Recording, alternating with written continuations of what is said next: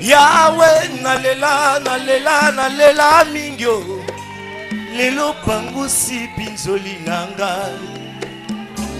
Toi qui fais de bonnes choses en son temps. Yes. Lelo pangusi pinzoli nanga. Et l'entité femelle comme celui qui reçoit la chose pour la transformer à un autre état que nous appelons maintenant le Fils.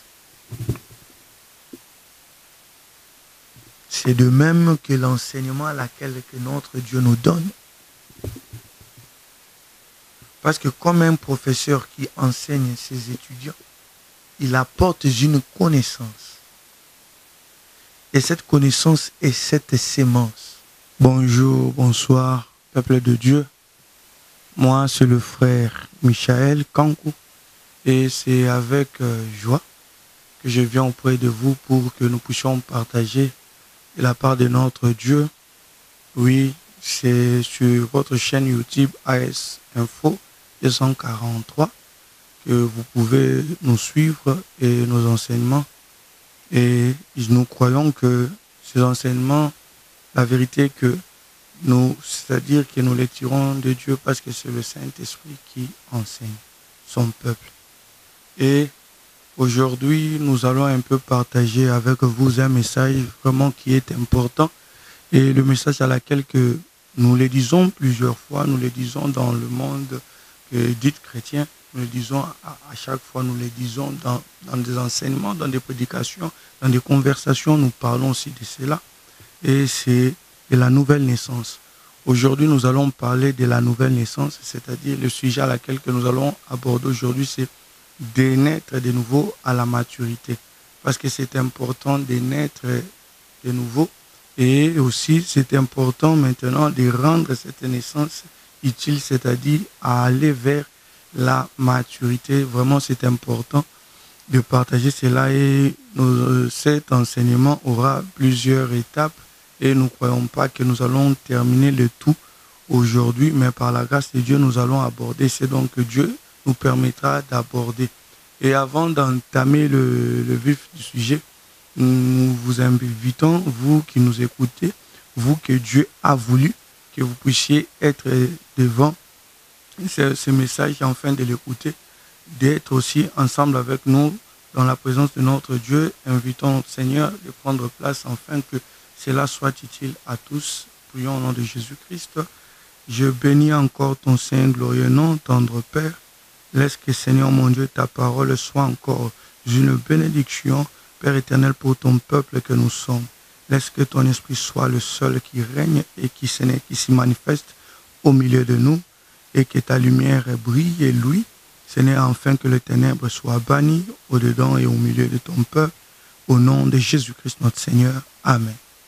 Oui, je l'ai dit tantôt ici que nous allons partager avec vous ensemble en ce qui concerne le sujet de naître de nouveau à la maturité. Et avant de parler déjà de la maturité, nous devons d'abord savoir qu'est-ce que c'est naître de nouveau selon Dieu. Parce qu'ici, nous devons parler selon Dieu, pas selon nos pensées, pas selon notre calcul, pas selon notre manière ou façon de voir des choses, mais nous allons parler selon Dieu, par la grâce à laquelle il nous a accordé. À travers ce message, nous allons partager ensemble avec vous. D'abord, nous devons connaître qu'est-ce que c'est naître de nouveau. Avant d'entamer la maturité, nous devons quand même connaître, avoir une connaissance en ce qui concerne naître de nouveau. Et là, nous allons ouvrir nos Bibles. Nous allons lire le livre de Jean, chapitre 3. Et nous allons commencer au verset 3 et nous descendrons jusqu'au verset 8. Je suis dans le livre de Jean 3, au verset 3, et je lis jusqu'au verset 8. Et je t'invite aussi à lire ensemble avec moi. Nous lisons au nom de Jésus-Christ. Jésus lui répondit, en vérité, je te le dis, si un homme est né de nouveau, il ne peut voir le royaume de Dieu.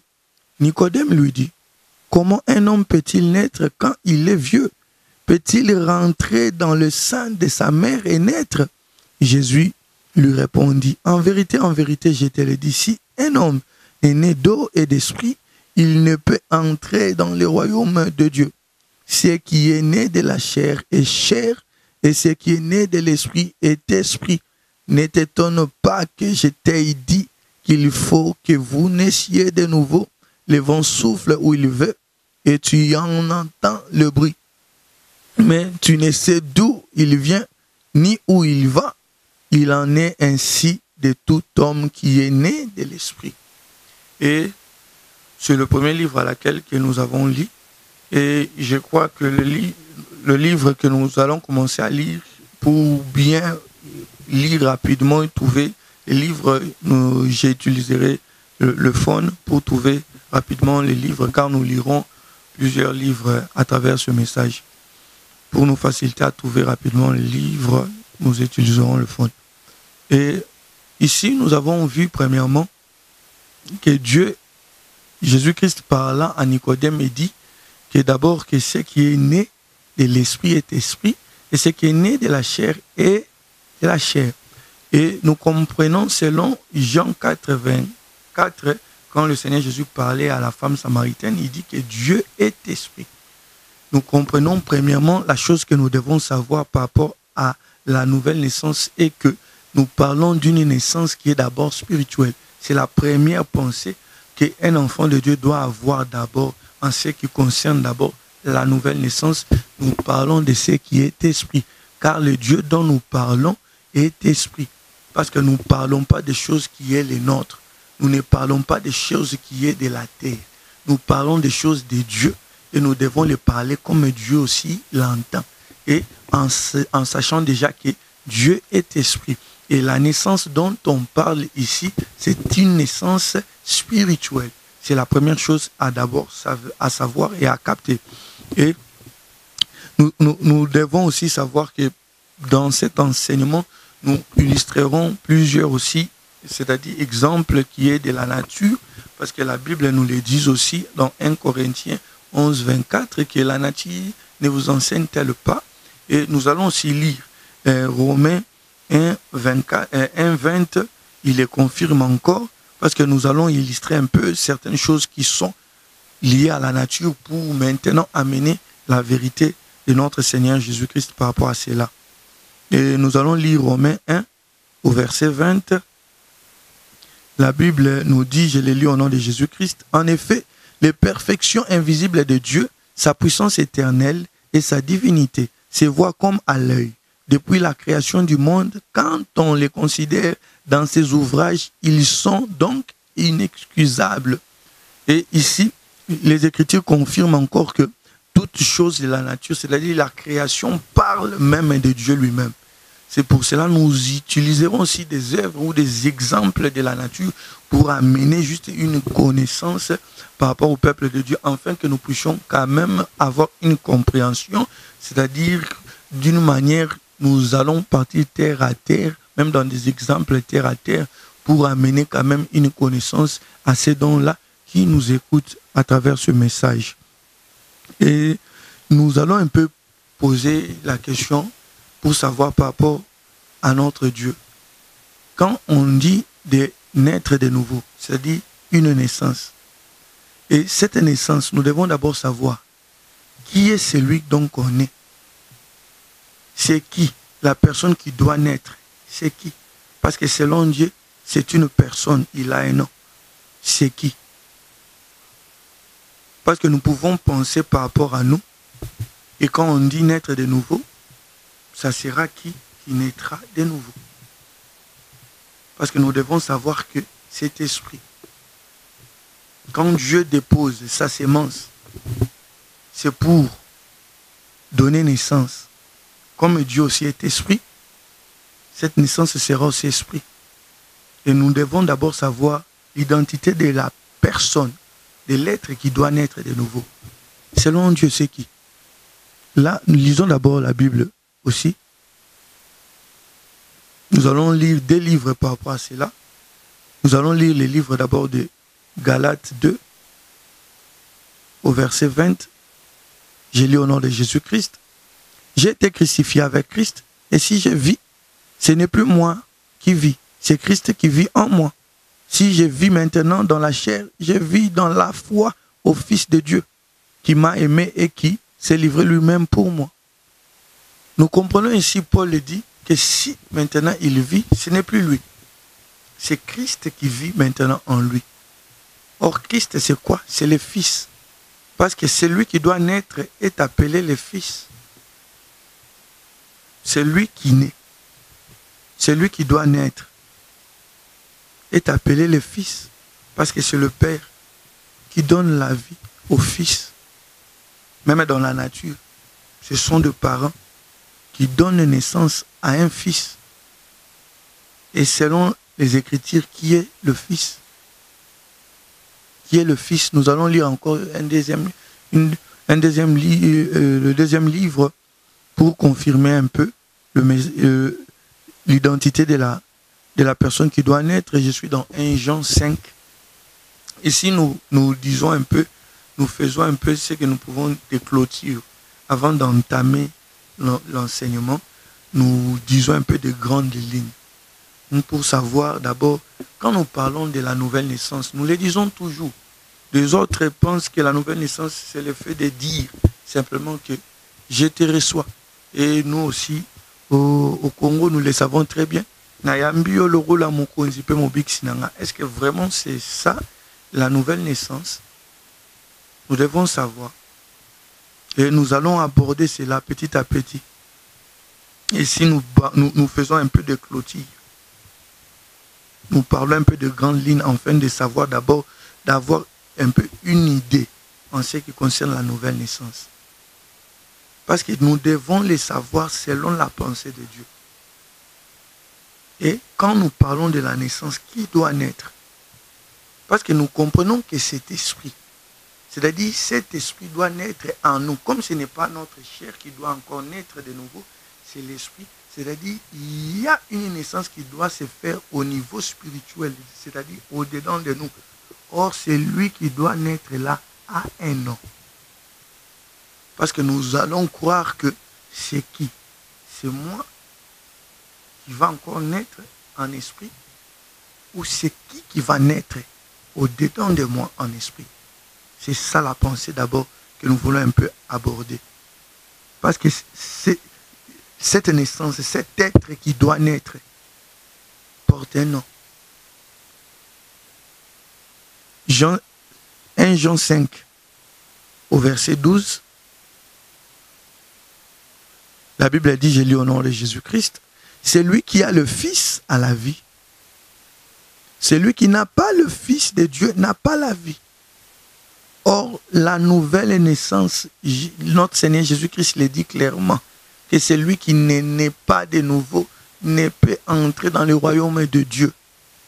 Or, ici, on nous dit que c'est celui qui a le Fils, c'est celui-là qui a la vie.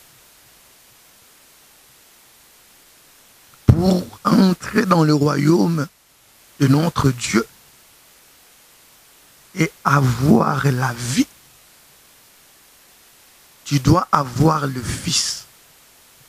Or, le Fils, selon Dieu, quand nous lisons Jean 14, 6, il dit, le Seigneur Jésus dit, je suis le chemin, la vérité et la vie. Nous comprenons que c'est celui qui doit naître en nous. C'est le Seigneur Jésus-Christ. Moyennant quoi? Parce que toute naissance a ses principes. On ne naît pas seulement comme ça. C'est-à-dire il doit avoir quelque chose qui s'est fait pour donner naissance. Même dans la nature, il y a des choses qui s'est fait et encore en cachette. C'est aussi important de le savoir. Il s'est fait, nous le voyons, le père et la mère, dans leur propre coin. Il y a quelque chose qui doit se faire pour que la naissance ait lieu. Or, nous voyons que c'est lui qui doit naître en nous. Ce n'est rien d'autre que notre Seigneur Jésus-Christ lui-même. C'est pour cela, Paul le dit dans Galates 2, 20, si je vis, ce n'est plus moi qui vis, mais c'est Christ qui vit en moi. car nous parlons d'une naissance nouvelle. Or, cette naissance doit être spirituelle, car notre Dieu est esprit. Ce n'est plus de ce qui est de la chair. Comme c'est spirituel, c'est-à-dire ça sera au-dedans de nous. Et celui qui doit naître, c'est Christ. C'est le Seigneur Jésus-Christ. C'est lui-même cette nouvelle naissance. Ça, c'est la première question que nous avons un peu répondu par la grâce de Dieu. Et quand nous écoutons, quand nous voulons savoir en ce qui concerne naître de nouveau, parce que autrefois, même nous, on a cru que le fait d'y aller dans un ensemble nous rend automatiquement un né de nouveau. On a cru que le fait de chanter quelques chansons chrétiennes nous rend un né de nouveau. Or, nous avons compris que ce n'est pas cela. Ce n'est pas le fait de confesser seulement dans ta bouche. Il y a toutes les semences que tu dois porter. Or, la semence, c'est ça même l'enseignement. Tu ne peux pas dire que tu es né de nouveau sans la semence du Père. Parce que le Fils doit porter l'ADN du Père.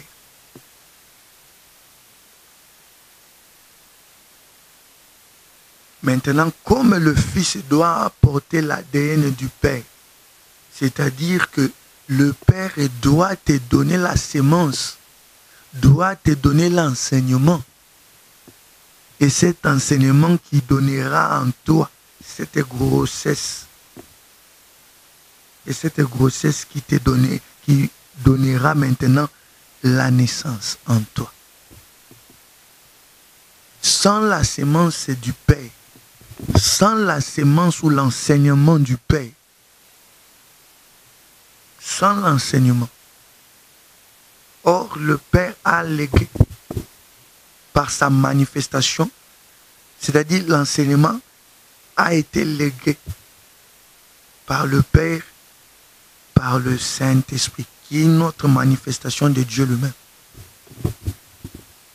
Tu dois être enseigné et cet enseignement est cette semence en toi et qui va donner naissance au Fils. Et ça, c'est là que tu diras qu'il y a une nouvelle naissance. Et nous allons un peu se poser encore une autre question. Que l'œuvre de naître de nouveau, est-ce que c'est destiné à tout le monde? Bien qu'aujourd'hui plusieurs sont chrétiens. Bien qu'aujourd'hui tout le monde va dans les ensembles. Est-ce que naître de nouveau, selon la pensée de Dieu, elle est donnée à tout le monde? Parce que c'est lui qui est né de nouveau. Il entre dans le royaume. Et c'est lui qui est dans le royaume à la vie. Nous allons lire le livre d'Apocalypse. Vraiment, lisons ensemble ces écritures.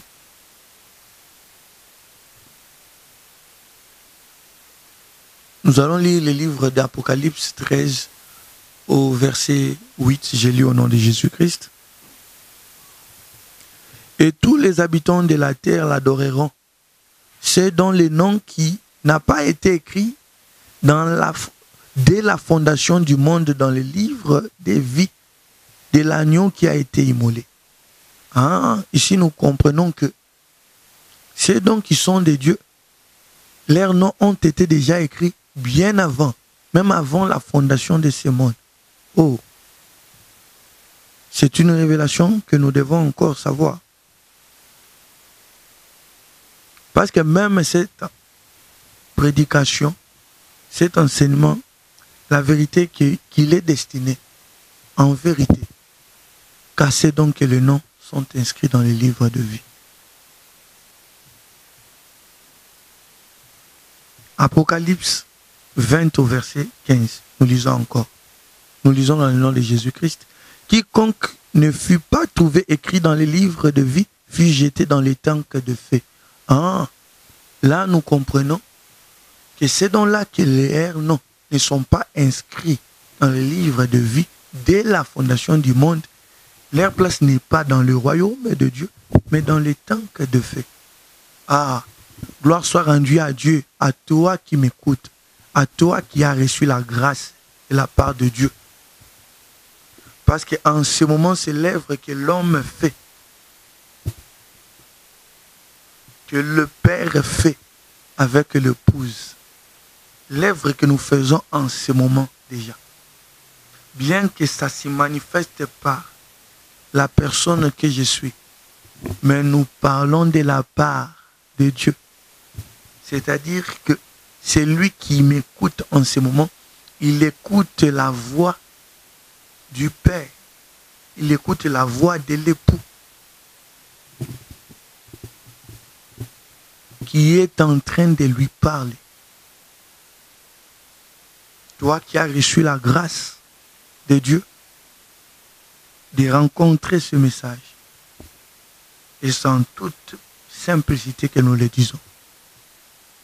Parce que le salut à laquelle que nous proclamons ici n'est pas donné à tout le monde. Ce n'est pas moi qui le dis. C'est notre Dieu lui-même qui le dit. Que ces dons-là, que leurs noms n'ont pas été écrits dans les livres de vie dès la fondation du monde, et adoreront un autre enseignement. Ils adoreront la bête, autrement dit. C'est seulement ces dons-là que les noms sont inscrits dans les livres de vie avant la fondation du monde que ce message leur est destiné, car c'est à eux cette nouvelle naissance. Et en cela, nous allons maintenant parler d'abord de la naissance. Ézéchiel 16 au verset 4, si je ne me trompe pas, dit à ta naissance, au jour où tu naquis. C'est la première phrase qui me porte plus. Ésaïe 46, si je ne me trompe pas, au verset 3 aussi, il dit, je vous ai pris à ma charge dès votre origine, de votre naissance. Nous comprenons que la naissance, nous pouvons le dire, et l'origine, c'est-à-dire c'est un début, c'est un commencement. La naissance est le commencement, est le point de départ d'une existence de vie. La naissance, nous pouvons dire, car il dit, au jour où tu naquis. Et Dieu dit que j'étais pris à ma charge dès tes origines, c'est dès tes débuts, dès ta source, dès ton apparition. Nous comprenons que c'est un point de départ. La naissance, autrement dit, c'est un point de départ d'une existence ou un commencement d'une chose. Et à cela, vraiment, nous devons savoir cela, que c'est important. Et nous ne pouvons pas parler de la naissance tant que nous n'avons pas parlé d'union. Même la nature le sait. Il n'y a eu jamais naissance s'il n'y a pas eu union au départ. On ne peut jamais parler de la naissance s'il n'y a pas eu union. Or, si union s'est fait, c'est une union de deux entités. Vous pouvez m'excuser? L'entité mâle et l'entité femelle. Même la nature nous l'éprouve. L'entité mâle est celui qui dépose la sémence pour qu'il ait une naissance. Là, nous sommes dans la nature. Nous pouvons prendre même l'homme, l'exemple de l'homme et de la femme. L'homme comme l'entité mâle, la femme comme l'entité femelle. L'homme est celui qui dépose la sémence. La femme est celui qui reçoit la sémence. Et il ne finit pas seulement à recevoir la sémence, mais il transforme aussi la sémence, car c'est important à savoir. Ces deux mouvements sont importants. Parce que même le livre de Jean 3 que nous avons lu tout au début, il dit qu'il doit avoir une naissance d'eau et d'esprit. Nous allons l'aborder plus tard. L'entité mâle est celui qui dépose. La sémence, c'est l'entité dépositée. Et l'entité femelle est celui qui reçoit cette sémence et qui la transforme. Parce que même la femme reçoit. C'est vraiment bon. Il reçoit la sémence d'un état, là nous parlons de l'homme et la femme, d'un état liquide. Et pour la transformer à un état solide. Et la femme va donner un enfant en état solide. On ne peut jamais parler de la naissance sans d'abord passer par cette œuvre d'union. Il y a plusieurs exemples d'union. Je l'ai dit ici tantôt entre l'homme et la femme, entre le ciel et la terre. Le ciel fait pleuvoir la pluie. La terre reçoit la pluie et il les prend sous terre, il les transforme en fumée et il donne la transformation afin que de plantes sortent. Nous avons les gouvernants, les gouvernés. Il y a plusieurs exemples dans la nature de l'entité mâle et de l'entité femelle. Ne les prenez pas seulement dans ce qui concerne l'homme et la femme. Ceux qui nous gouvernent et amènent le loi, et ceux donc qui sont gouvernés, ils écoutent. Parce que tu dois d'abord écouter. Tu écoutes la loi, tu connais la loi et tu les mets en pratique. Et nous savons même que dans un article de la loi, on dit que nul n'est censé d'ignorer la loi. C'est-à-dire, ceux qui nous gouvernent sont comme des entités mâles, comme c'est donc qui apportent la loi, qui est maintenant l'image de la sémence, et ceux donc qui sont gouvernés reçoivent cette loi et ils la mettent en pratique, les transforment en œuvre. Nous pouvons parler du professeur et de l'étudiant ou de l'élève. Nous pouvons parler d'Israël face aussi au peuple du monde parce que le salut vient des Juifs et nous allons comprendre qu'Israël c'est un homme. C'est tout un homme. Parce que le salut vient des Juifs. Et nous l'avons reçu par un homme. C'est lui-là qui porte l'entité mâle. Et nous, les peuples des nations, nous sommes comme l'entité femelle qui reçoit cette sémence qui vient des Israélites et qui les transforme. Il y a aussi la dimension des Écritures, comme nous avons la Bible ici. La Bible, les Écritures ont une dimension mâle. Maintenant, c'est lui donc qui reçoit maintenant ces Écritures et la transforme en révélation. Parce que la lettre tue, mais c'est l'esprit de l'Écriture qui vivifie. Et tu dois maintenant sortir l'esprit qui est sous les Écritures pour te donner la vie. Parce que c'est l'esprit qui vivifie, qui donne la vie. Et nous devons tirer cette vie par quoi? Par l'apport que les Écritures nous amènent. Et nous recevons les Écritures et nous la transformons en révélation.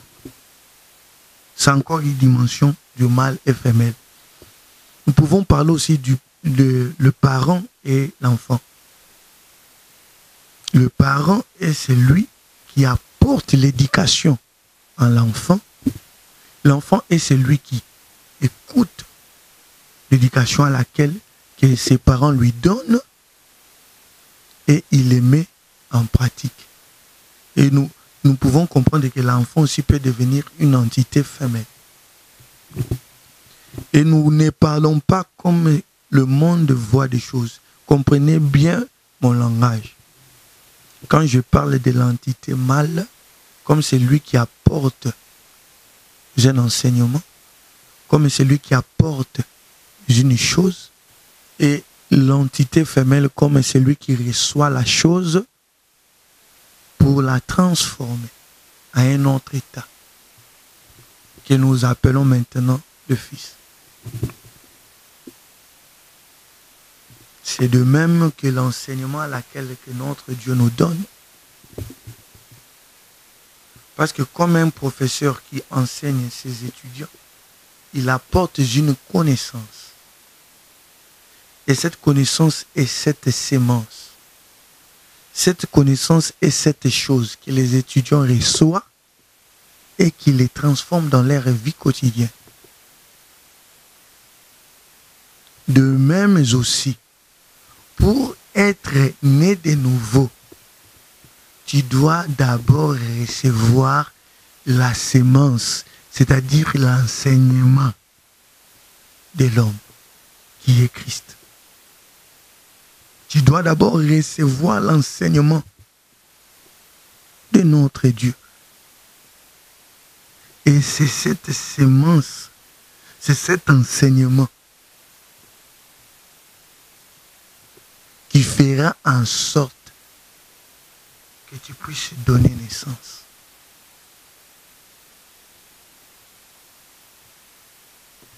Et la vérité est que, même en parlant ainsi, nous savons que plusieurs ne porteront pas cet enseignement en eux. Parce qu'ils ne sont pas appelés dans cette affaire. Le Seigneur Jésus-Christ, en parlant, certains Juifs aussi ne comprenaient pas son langage.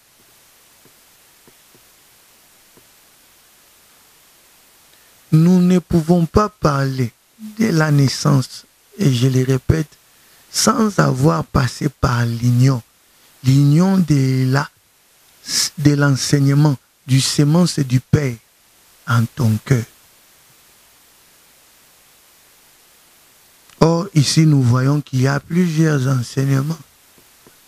Est-ce que l'enseignement à laquelle que tu reçois est réellement du Père?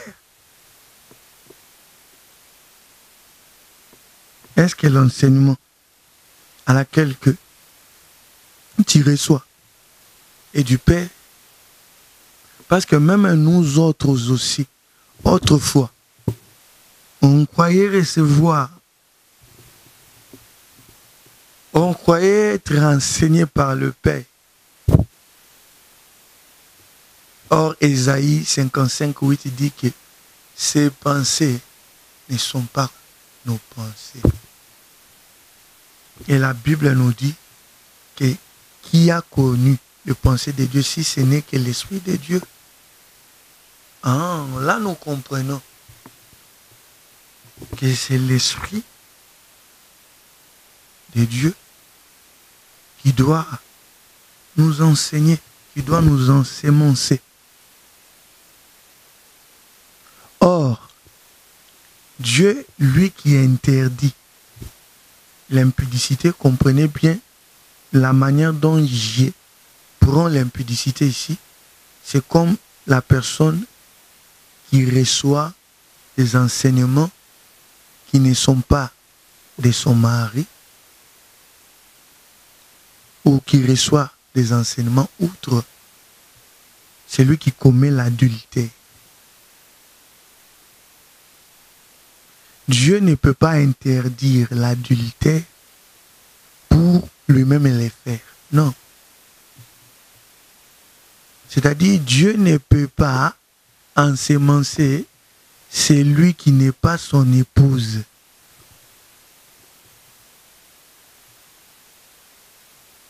Vraiment, je vous prie que Dieu aide à ceux donc qui m'écoutent de comprendre la pensée de Dieu par rapport à mon langage. Nous pouvons lire pour comprendre que notre Dieu est contre l'adultère et aussi contre l'impudicité. Lisons d'abord Ephésiens 5:3. J'ai lu au nom de Jésus-Christ que l'impudicité, qu'aucune espèce d'impureté et que la cupidité ne soit pas même nommée parmi vous, ainsi qu'il convient à des saints. Ça, nous parlons de l'impudicité et de l'adultère. Lisons Matthieu 19. Matthieu 19 au verset 18. J'ai lu au nom de Jésus-Christ.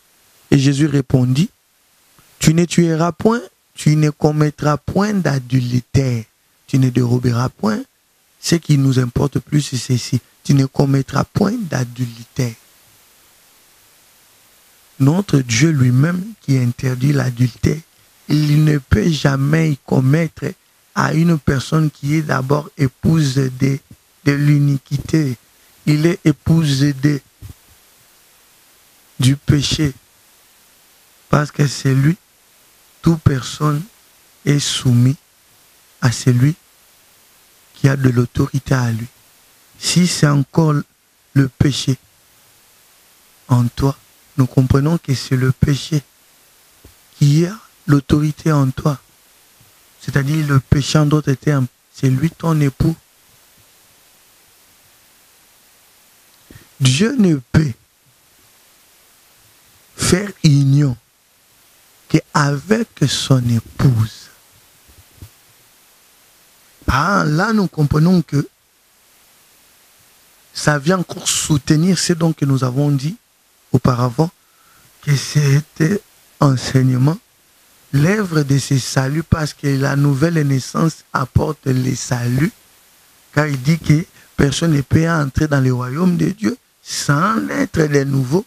Nous comprenons que cette affaire de naître de nouveau, il est donné qu'à ceux donc qui sont son épouse. Parce que la Bible elle dit que la femme sera sauvée néanmoins en devenant mère. Ah. Parce que tu peux les lire comme nous lisons des choses dans nos études de classe. Non, la Bible, ce sont des écrits de Dieu qui nécessitent son esprit à lui-même pour te faire sortir sa pensée. Je crois bien que c'est dans le livre de Timothée. Timothée 2, 2 Timothée ou 1 Timothée, mais le chapitre 2. Nous allons le chercher. Ce livre, car c'est important. C'est 1 Timothée ou 2 Timothée, vraiment. C'est 1 Timothée. 1 Timothée 2 au verset 15. Nous lisons au nom de Jésus. Elle sera néanmoins sauvée. Je commence d'abord au verset 14. Et ce n'est pas Adam qui a été séduit. C'est la femme qui séduite s'est rendue coupable de transgression. Elle sera néanmoins sauvée en devenant mère si elle persévère avec modestie dans la foi, dans la charité et dans la sainteté. Nous comprenons que la femme, son salut est sauvé en devenant mère. Nous comprenons que l'épouse doit donner naissance à un fils, car c'est à travers ce fils que nous avons la vie. Or, pour avoir le fils, tu dois avoir la sémence de l'époux. Pas autre sémence, pas autre enseignement. Parce que tu risqueras de donner un enfant qui n'est pas du mari. Si tu commences à appliquer des lois, parce que la Bible nous dit que la femme doit être soumise à son mari en toutes choses, comme Ephésiens 5:14 le dit, que la femme doit être soumise à son mari en toutes choses. Excusez-nous par rapport à la lumière, ce qui est important, c'est le message dont nous partageons. Et je crois bien que vous nous écoutez quand même. Ephésiens 5 pour 23, si je ne me trompe pas. Que la femme doit être soumise à son mari en toutes choses. Et si réellement notre Seigneur Jésus est celui donc que tu appelles ton épouse, tu ne peux pas commencer à appliquer des lois d'un autre époux, d'un autre homme de dehors, et tu commences à appliquer des lois à laquelle l'autre homme te donne et toi tu appliques. Et c'est donc celui qui est dans ton mari, tu n'appliques pas. Parce que le mari nous enseigne de ne pas dérober, de ne pas commettre d'adultère, de ne pas mentir, de ne pas vivre dans la souillure du péché. Toi maintenant, il s'est dit né de nouveau. Comment vis-tu encore dans l'iniquité? Là, ça pose problème. Parce que l'enseignement de l'iniquité est l'enseignement du serpent. Parce que c'est lui qui rencontre réellement l'époux. Sa vie doit changer. Et pour rencontrer l'époux, comme Adam était là, le Père lui a amené la femme. Il faut seulement que le Père t'amène vers Jésus-Christ. Il faut que ces mouvements-là se fassent. Comme c'était Dieu qui créa la femme et il a amené vers l'homme qui était Adam. Maintenant, Adam, en le voyant, dit, ah, c'est celui qui est l'os de mes os, la chair de ma chair. Il commençait déjà à enseigner. Or, avant que l'époux t'enseigne, il faut le mouvement du Père de te pousser vers l'homme. C'est pour cela, peuple de Dieu, ce message vous concerne. Ici, nous n'avons pas parlé de naître de l'eau et de l'esprit. Nous allons l'aborder plus tard par la grâce de Dieu, si Dieu le veut. Aujourd'hui, nous nous limitons d'abord ici dans ce qui concerne l'union. Dans ce qui concerne l'union.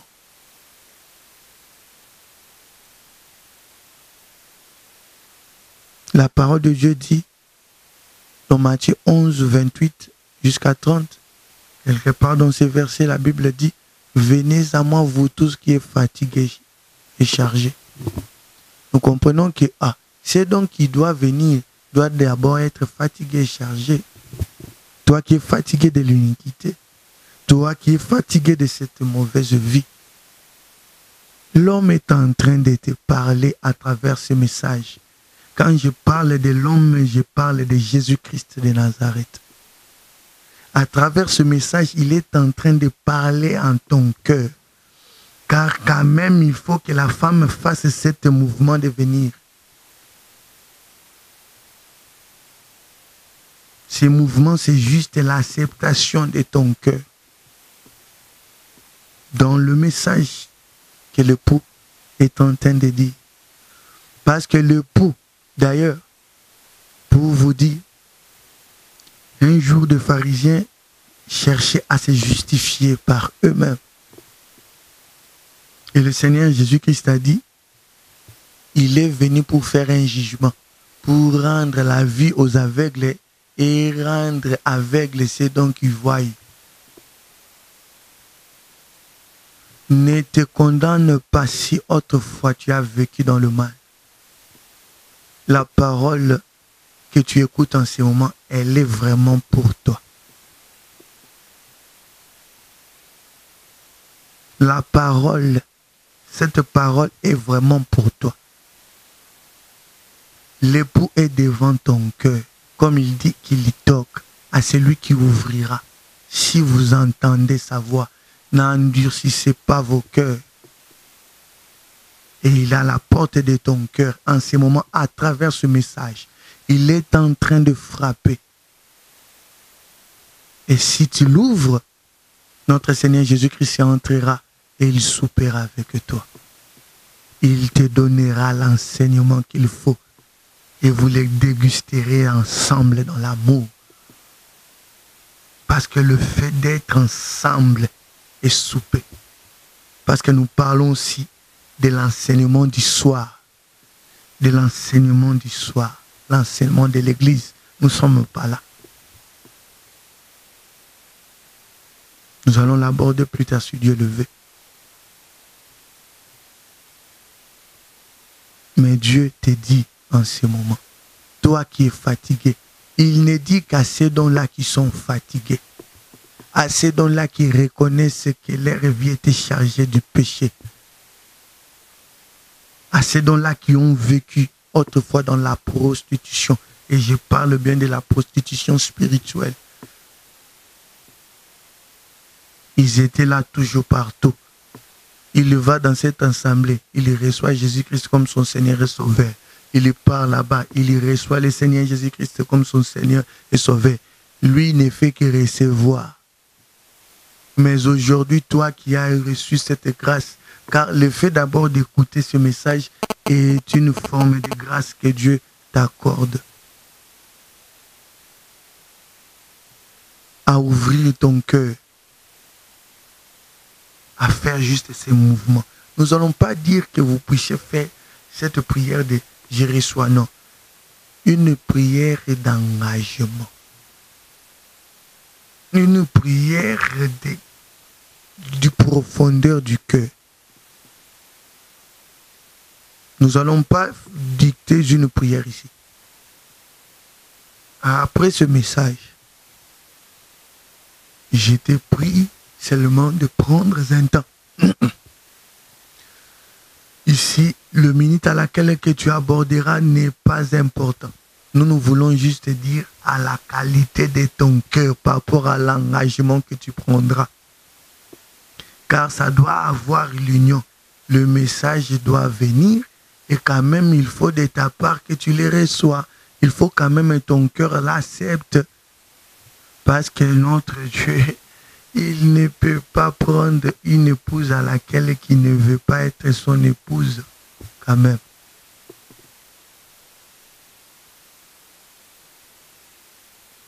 Il faut quand même que ton cœur accepte ce message.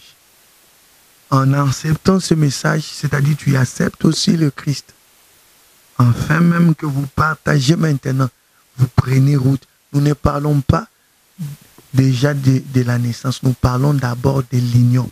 Parce qu'avant que la naissance soit, il faut d'abord que l'union soit. Avant que la naissance arrive, il faut d'abord que nous commençons par cet enseignement d'union. C'est là que Christ va se révéler en toi.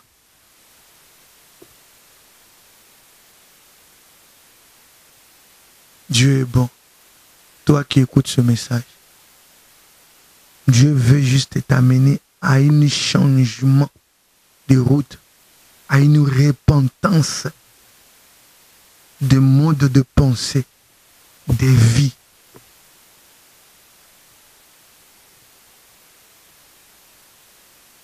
C'est à toi d'y accepter maintenant. Parle à ton Dieu. Ça me porte peu. Car moi et toi, nous avons tous besoin de ce salut. Fais juste cette prière d'engagement. Parce que même dans un mariage plutôt, il y a quand même des paroles que l'homme et la femme se dit. Pour le meilleur et pour le pire, je te chérirai, je prendrai soin de toi. Et notre Dieu, il a tout dit de son amour et de ses engagements dans la parole de Dieu. Quant à toi, de le dire aussi à lui. En catimini. Car l'union se fait toujours dans le secret. Même pour l'homme et la femme, pour avoir l'enfant, ils s'accouplent dans les secrets. C'est dans les secrets que Dieu te demande maintenant de parler avec lui, de lui dire, de l'accepter à travers une prière. Je le répète très bien, que la prière que tu fais en ce moment n'est pas directement la nouvelle naissance. Mais c'est déjà l'œuvre de la nouvelle naissance. Parce qu'avant que tu arrives dans c'est-à-dire dans la réalité, dans la vérité que la naissance est faite, il doit y avoir d'abord l'union. Et c'est ce dont l'objectif même de ce message est qu'il ait l'union entre Jésus-Christ notre Seigneur et toi qui nous écoutes. Et celui qui n'est pas encore fatigué, celui qui a encore du courage pour l'iniquité, ce message il les considérera, il ne les considère, il ne les concerne pas. Même le Seigneur Jésus a dit à Pierre, après sa résurrection, il dit, quand tu étais jeune, tu saignais ta ceinture, tu faisais des choses comme tu voulais. Mais quand tu deviendras vieux, on te mettra la ceinture et on t'amènera là où toi tu ne veux pas. Maintenant, à celui qui n'est pas encore fatigué, celui qui a encore du courage, il a encore du joie. Quand on lui parle des choses terrestres et éphémères, ce message ne les considère pas, ne les concerne même pas. Nous parlons à celui-là qui est fatigué et qui reçoit ce message. Celui qui est chargé, qui dit que je n'arriverai pas seul. Ce message te concerne. L'homme, il est là. Celui qu'on appelle l'homme, le Seigneur Jésus-Christ, il est là devant toi. À travers ce message et en te parlant, qu'il veut prendre cette charge. Il veut la porter. Il veut prendre ta vie. Il veut que vous meniez cette vie ensemble avec lui. Quant à toi, que dis-tu? Que dis-tu? Il est là, il t'écoute. Fais cette courte prière. Et quant à moi, je demande seul que le Saint-Esprit continue cette œuvre qu'il a commencée en vous. Et nous aborderons encore la continuité de ce message parce que nous devons parler jusqu'à arriver à la naissance nouvelle. Et nous allons aussi aborder qu'est-ce que c'est aussi la maturité. Car c'est important. Mais aujourd'hui, le message à laquelle que Dieu a mis à nos cœurs, c'est celle-ci. Et j'y crois bien que Dieu convaincra vos cœurs, car son Saint-Esprit à convaincre. Et que Dieu nous bénisse tous et qu'il bénisse aussi sa parole dans le nom de Jésus-Christ. Amen. Yahweh nalela nalela nalela mingyo lelo pangusi pinzoli nanga. Toi qui fais de bonnes choses en son temps. Yes. Lelo pangusi pinzoli nanga. Et l'entité femelle comme celui qui reçoit la chose pour la transformer à un autre état que nous appelons maintenant le Fils. C'est de même que l'enseignement à laquelle que notre Dieu nous donne. Parce que comme un professeur qui enseigne ses étudiants, il apporte une connaissance. Et cette connaissance est cette sémence.